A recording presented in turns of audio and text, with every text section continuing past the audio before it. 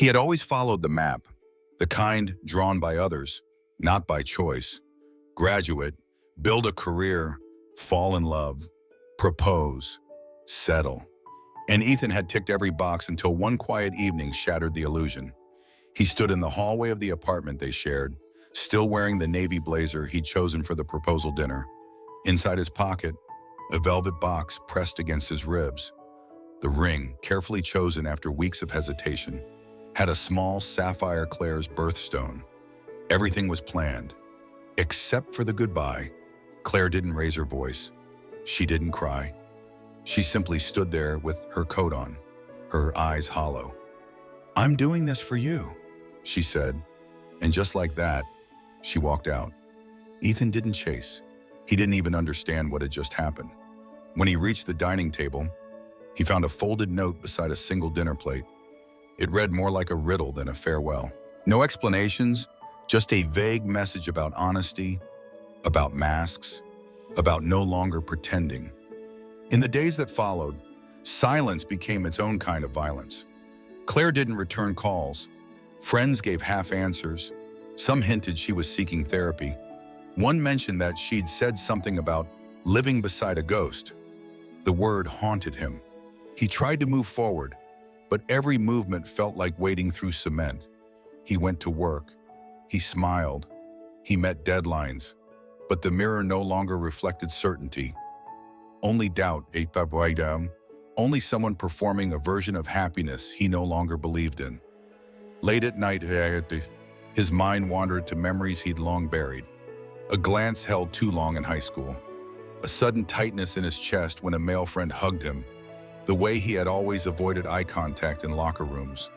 For the first time, he allowed those memories to breathe. Not to punish himself, but to ask a terrifying question. What if I was never who I said I was? He spent nights scrolling through forums, reading confessions from strangers who had lived double lives. Men who had wives and children. Men who thought desire could be managed. Redirected. Ignored. But it always came back. Not because it was stubborn, but because it was true. Ethan didn't come to a grand revelation. There was no light bulb moment. Just a quiet sentence whispered in the dark, "I think I might be gay." He said it to no one, not yet, but saying it at all cracked something open. And that crack, however small, was enough for the light to begin seeping through. Have you ever lost something that made you find yourself instead? If this story speaks to your heart, like, share, and subscribe to Heart Stories, where every truth, no matter how painful, leads to healing. The hardest part about coming out wasn't telling anyone. It was pretending he hadn't already told himself. Ethan returned to work as if nothing had changed. Emails, meetings, coffee, deadlines, but everything had changed. His thoughts no longer stayed tucked away. His body no longer felt like a costume. And every time he tried to speak, he felt the weight of what remained unsaid. His workplace was a glass tower filled with polished smiles and passive decorum. Progressive on the surface, tight-lipped underneath. Posters in the break room said, "Diversity matters." But the conference rooms echoed only one kind of voice. For a while, he kept his secret buried beneath professionalism. But the silence was heavy. One afternoon after a team lunch, he found himself staying behind with Maya, a junior designer. She asked gently, "Are you okay?" He almost said yes. Instead, he said something truer. "I think I've been hiding for a long time." Maya didn't flinch. She nodded and said nothing more, but the air between them softened. And for the first time, he felt the tension in his shoulders ease. The next day, he wore a small rainbow pin on the inside of his blazer, near the lining, not where clients could see, but where he could feel it. That same week, someone from HR asked him to join a company panel for Pride Month. He hesitated, then accepted. The internal email went out, "Meet Ethan, our own voice of inclusion." Some colleagues cheered, some avoided eye contact. Some said, "Good for you," but never invited him to lunch again. It was subtle. He was removed from a flagship project. His ideas in meetings were met with tight nods, never discussion. Performance reviews that used to be excellent became room for improvement. And then the email came. We'd like to give you some time to reflect and realign. A short leave might be best for your well-being. He read it twice, then a third time. There were no slurs, no threats, only curated concern wrapped in corporate language. Ethan didn't respond.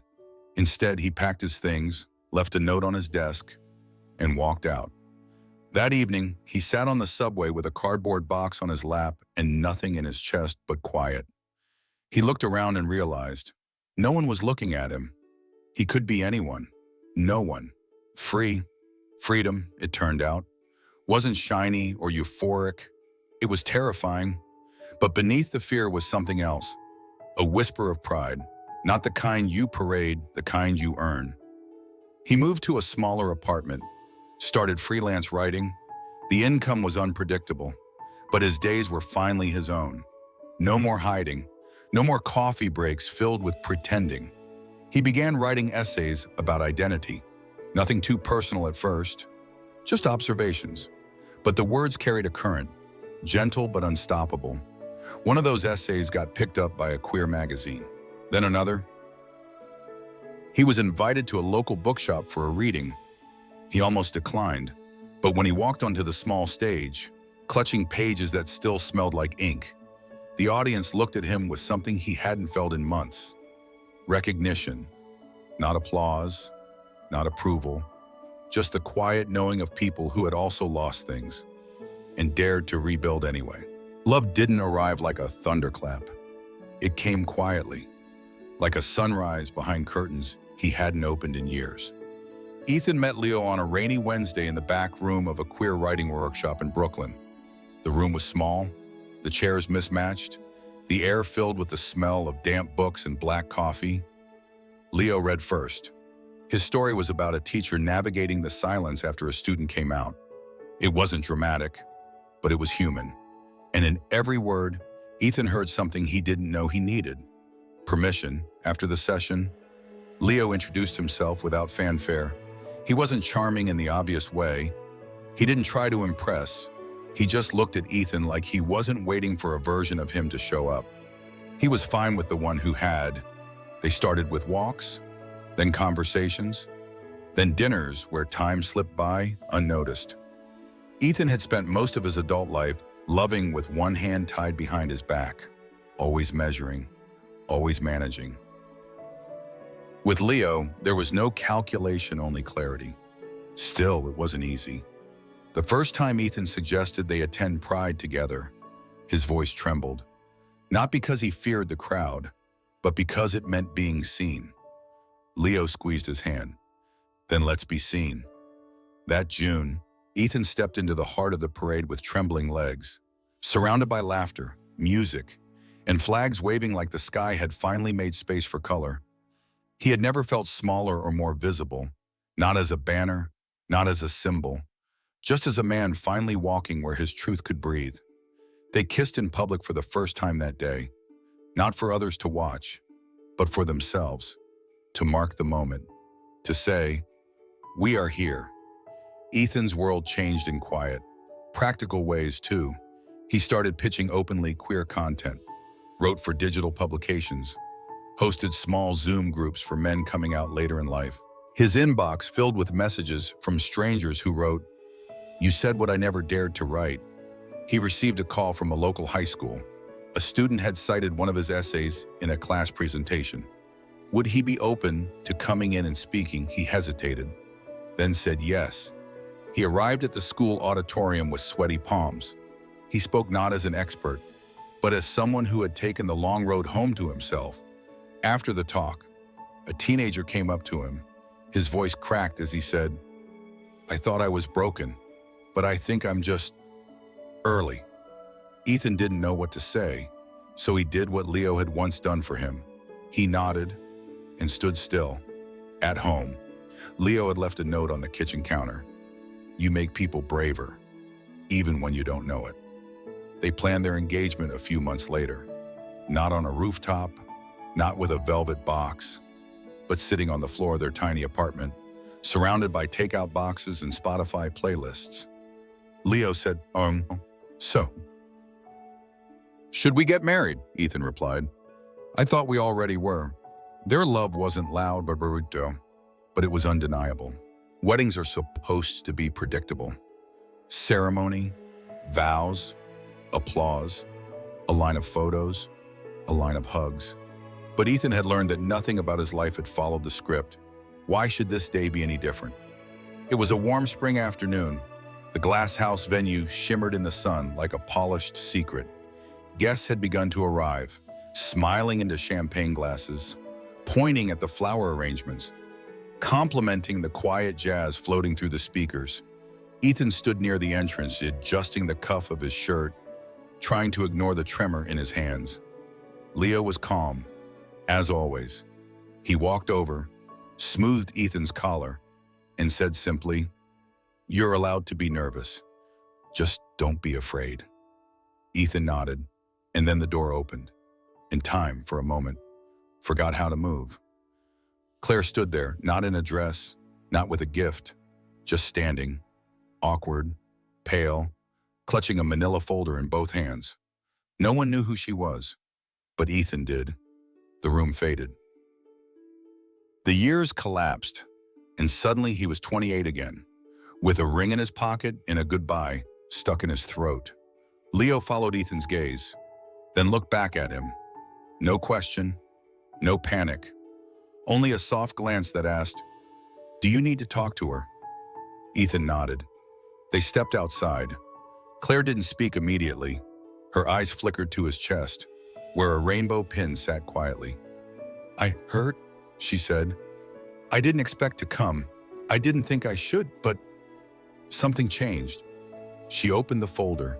Inside were medical documents, test results, letters from a hospital in Oregon, a diagnosis, renal failure, stage 4. She looked up. "I know it's selfish to come today, but I didn't know who else to turn to. I don't want money. I don't want closure. I just need a match."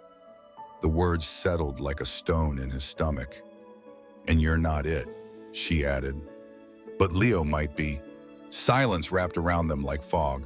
Ethan stared at the ink on the page, then at the woman who had once called him her forever. She looked smaller than he remembered. Not fragile, just undone, son. He didn't answer. He couldn't. Claire continued, her voice trembling. "I left because I couldn't carry your truth for you. I wasn't brave enough to stay and watch you live a life I couldn't give you. I blamed you for a lie we were both trapped in. I thought leaving would free us both. But maybe I just ran." Ethan looked at her, at the woman who once saw through him, at the stranger who now stood asking something impossible. He returned inside. Leo stood near the altar, speaking with his sister. When he saw Ethan, his smile faded. Ethan walked over, pulled him aside, and explained everything. Leo didn't interrupt. He listened. When Ethan finished, Leo was quiet for a long time. Then he said, "Do you want me to do it?" Ethan didn't answer. He was still trying to decide what kind of person he wanted to be on this day. Leo placed a hand on his shoulder. "You don't owe her, but if you want to help, I will." Ethan felt his knees nearly give, not from pressure, from awe. There in front of him stood a man who didn't need to prove anything, yet was willing to give everything. The ceremony was delayed, not by much, just enough for a few whispers to pass between guests and for the officiant to glance nervously at the notes in her hand. But inside the groom's suite, silence reigned. Ethan sat on a wooden bench, still in his wedding suit, his tie now loose. Across from him, Leo poured 2 glasses of water. He placed one beside Ethan without a word, then sat down. They didn't speak for a while. Eventually, Leo broke the silence. "I've decided to go through the screening." Ethan looked at him, unsure of what he was feeling. Relief, guilt, gratitude that felt like betrayal. "You don't have to," Ethan finally said. "I know." Leo replied. That was all. No drama, no grand gesture, just a quiet offering between two people who had already chosen each other long before this moment. The decision wasn't about Claire. It wasn't even about the past. It was about the kind of men they had become. The kind of men who didn't turn away, even when history tried to rewrite itself. An hour later, they stood again beneath the glass ceiling. The sun had softened, casting long golden shadows across the guests. The music played. Ethan walked in beside Leo. Not alone, not afraid. The officiant began. Ethan barely heard the words. His mind was full. But when it was his turn to speak, he looked at Leo, not the crowd, not the sky, just him, and found the truth waiting there. I spent years wearing a life that didn't fit. I let silence speak for me because I was scared of what honesty would sound like. But with you, I've never needed to hide. You didn't just love me as I am. You reminded me who I am. Today, I don't just say yes to marriage, I say yes to being whole. With you, I am whole. Leo's vows were simpler. I don't love you because you're perfect. I love you because you are true, and because you let me be too. They didn't hear much of the applause. Only the sound of each other's breath. Only the weight of the moment pressing gently on their hands. Their vows, their future. After the ceremony, Ethan slipped away for a moment and found Claire waiting near the garden gate. She didn't speak. He didn't either. He handed her a folded sheet, a copy of Leo's donor consent. She stared at it. Why him? Because he wanted to. Claire blinked back tears, then nodded. She stepped forward and placed something into Ethan's palm. It was the velvet ring box, the one he never used. She had kept it all those years. Use it for something real, she whispered, and left before he could answer. That night, Ethan and Leo didn't have a grand reception, just a small dinner with close friends. Laughter, stories, no speeches, only joy. Weeks later, Ethan published a new essay. He titled it Between the Rings. It wasn't about Claire or even Leo. It was about how real love doesn't always come clean or easy. Sometimes it arrives tangled in memory. Sometimes it tests what you thought you knew, but it always shows up when you're ready to be seen. The story went viral, but more than likes or shares, Ethan received letters from fathers who had hidden, from sons who had run, from men who still waited in silence. He wrote back to as many as he could, not with advice, but with something better. Recognition. Have you ever had to say I do not to someone else, but to your own truth? If this story helped you believe that it's never too late to live honestly, like, share, and subscribe to Heart Stories, where every story brings you closer to yourself.